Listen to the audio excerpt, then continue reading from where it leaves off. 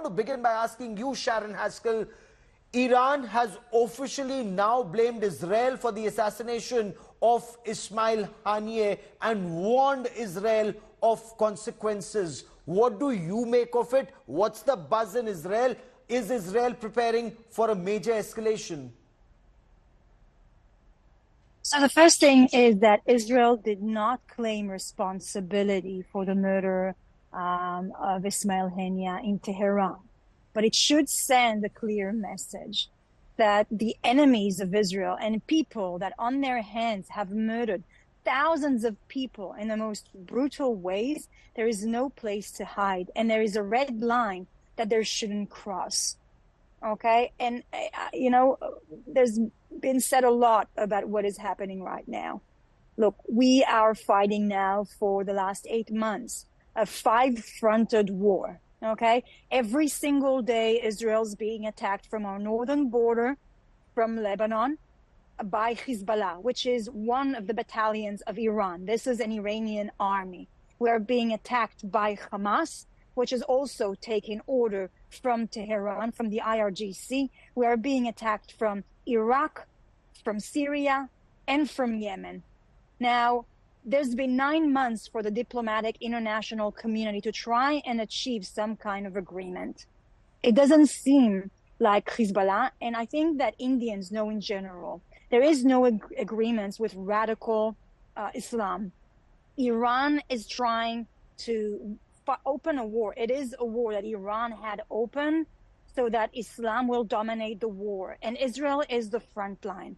Okay. There is no negotiation because this is a religious and a prophet kind of mission.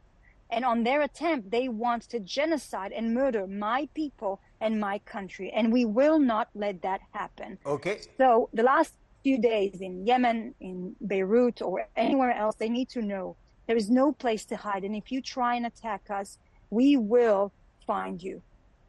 That's a big message that goes out from Israel, whether it's to Ismail Haniyeh. Does it also stand true of Yahya Sinwar? But before I come to you to respond to that, Sushant Sareen, you heard Sharon Haskell. Absolutely. You heard Sharon Haskell. Is the situation likely to explode? Or is there an opportunity to diffuse the situation, bring all stakeholders to the talks table and dial back tensions? But is the US in a position to do that? It's in election mode already.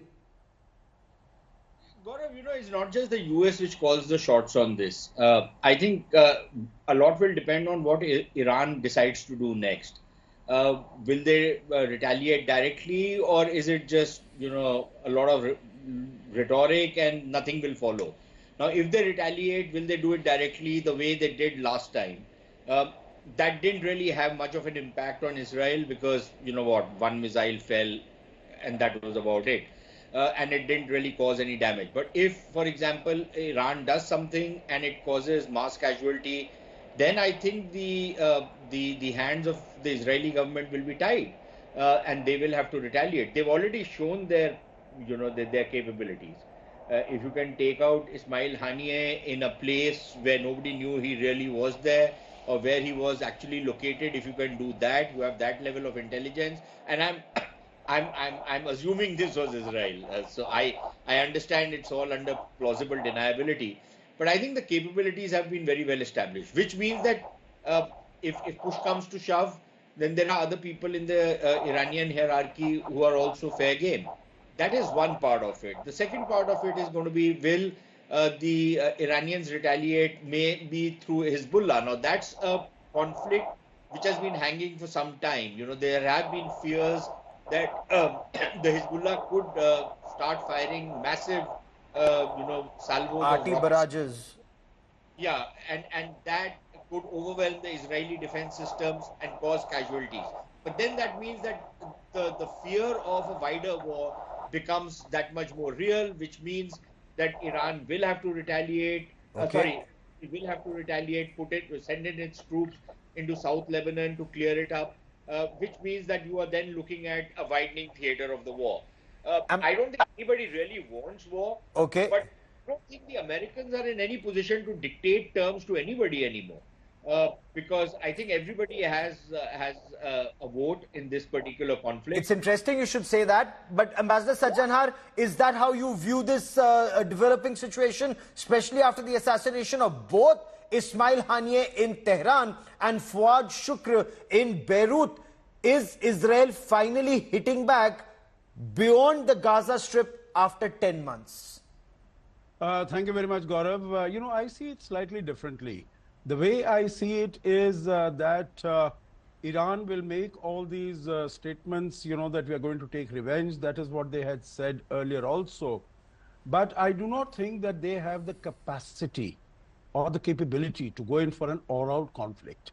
So I think they will not be so foolish or so rash to go in for a conflict where they are going to get a bloody nose. Because if they start taking any action against Israel, it's not only Israel that they will have to contend with. Yes. It'll be the United States and it'll be many other countries from the West.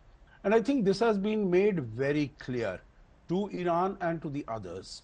Now, what I think can possibly happen is that, right from the beginning, from October 7th, what Iran has been trying to do is, it has been trying to provoke, it has been trying to incite its own proxies, whether, as the lady from Israel said, we have Hezbollah in Lebanon, we have Houthis, we have Hamas, we have Islamic Jihad, we have Syria, we have Iraq, all these.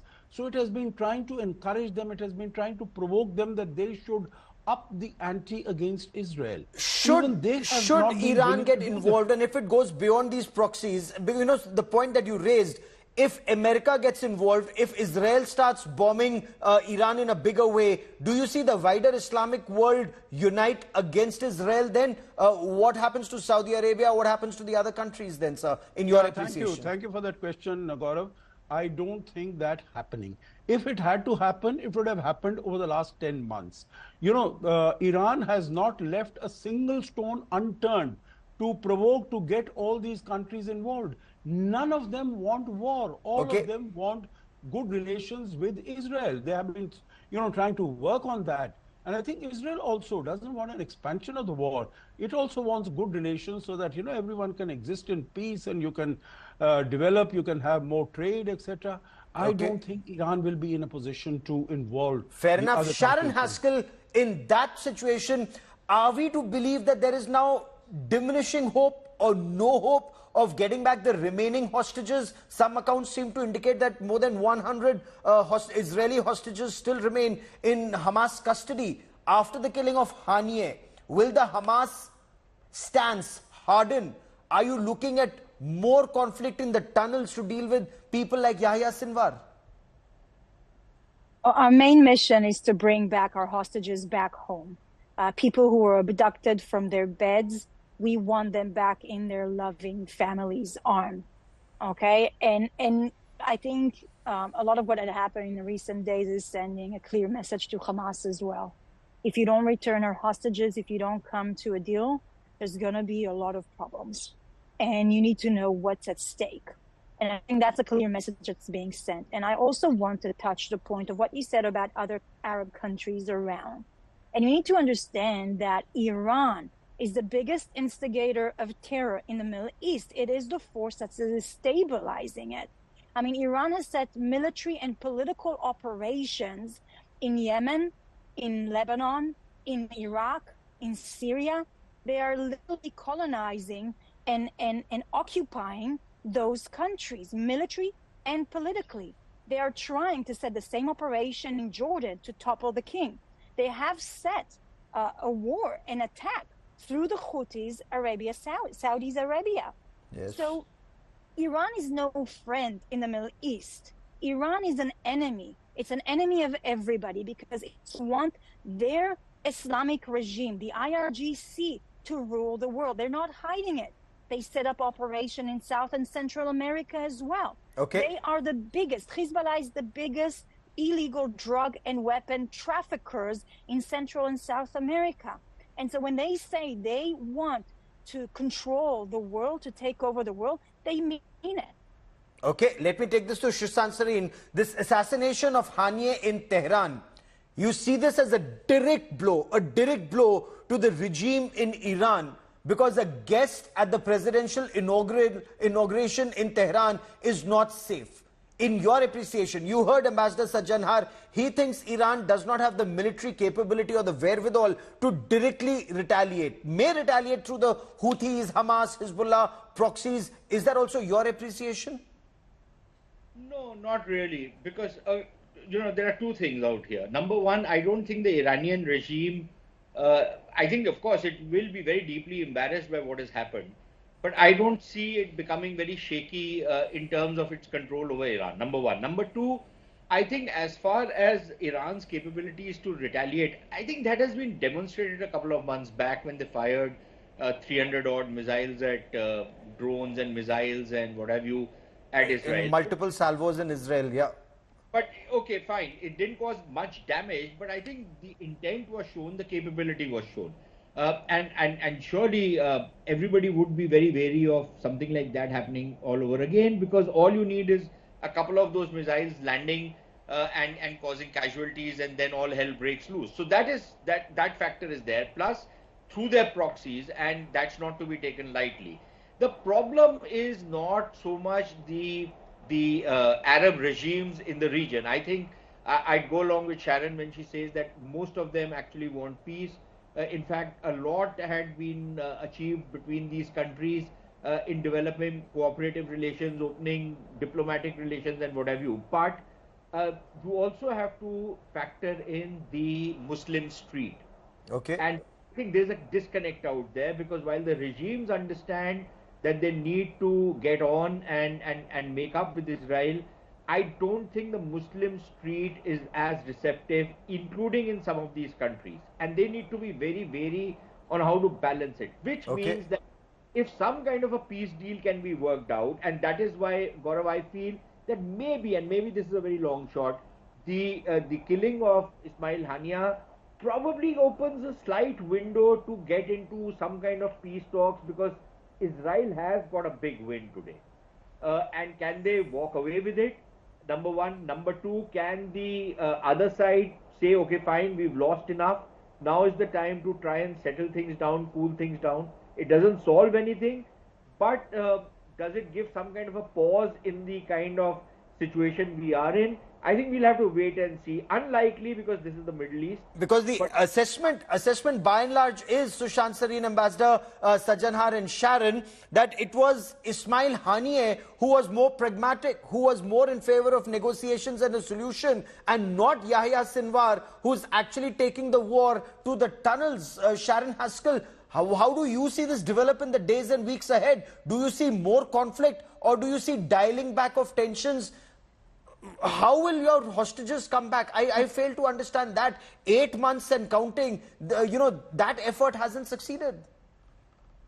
Well, you asked me a question, who's more moderate, Yahya Sinwar or Ismail Haniyeh? It's like asking me who's more moderate, Hitler or Goebbels, okay? They are both Nazis. They are both horrible monsters. Both of them have bloods of thousands of people on their hand in the most horrendous ways. And our mission is to completely eliminate the terrorist organization Hamas. We do not want them another single day. They have murdered Israelis. They have murdered Palestinians. They have stolen their humanitarian aid. This is a terrorist organization. And so our mission is to eliminate it politically and militarily. And we will not stop until we do that. And this is the only way to bring back our hostages home. It's either they surrender and they bring them back and sign that deal, or we will go and get them ourselves. Okay, but in that effort, how much will the world continue to cooperate with you, given that the death toll in Gaza continues to mount every day? Some accounts seem to indicate that there are close to 39,000 dead and counting, and close to 90,000 injured. So how long can Israel's war continue? How long will America support you? Sharon Haskell, before I bring in Ambassador Sajjanhar. Well, I'll ask you a question. If Pakistan would attack tomorrow India, and you would have on a scale, on a percentage, tens of thousands of Indian women and children being murdered and raped and burned alive, would you care what the world will say, or would you go and defend your people, defend your children? This is our mission. We don't look who's going to be beside us. We know we have good friends. We know we have good allies. But the first thing is we are capable of defending our children to make sure that they will never be raped, burned, or murdered. This is our obligation if we want to survive here. And so, putting aside that, Israel is capable of doing it, and Israel will do it to the dismay of the international community. Fair enough, Ambassador Sajjanhar. Given what you've heard all along, does this indicate that the conflict in all likelihood, because neither side appear to want to back down, it would be perhaps suicidal for Benjamin Netanyahu to back down, it will be suicidal for Yahya Sinwar or whatever remains of Hamas, Hezbollah, Houthi, Iran to back down? The only way then perhaps is that this conflict will only escalate now.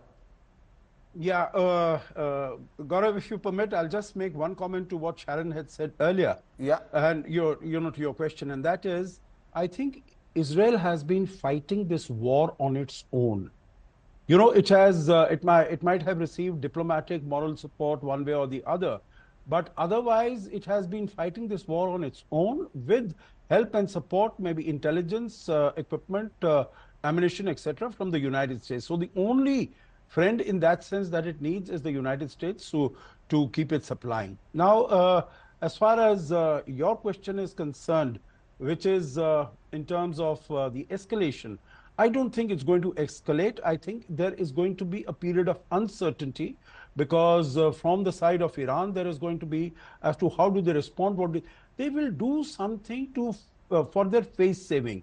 The last time also when they shot these 300 missiles, Gaurav, yes, they were slow missiles. Even Jordan came to the aid of Israel to shoot down some of those missiles. Yes. So, and they had informed, they had indicated when the firing will take place. So I think on both sides, there is this recognition that we cannot have any very significant attack against each other so that the escalation will take place. So escalation will not take place. I think Israel has an interest in bringing down the tempo because it wants its hostages. I think as far as Hamas is concerned, they have also seen, they have observed how Israel has behaved, and so they might also think that it is time that we sort of, get onto the negotiating table and finish it because there is no hope of a victory for them. Fair enough. We'll also have to wait and watch how the Muslim street, as Sushant Sareen put it, how does the Muslim street react across the world? Sharon Haskell, Sushant Sareen and Ambassador Sajjanhar, as always, many thanks for joining me here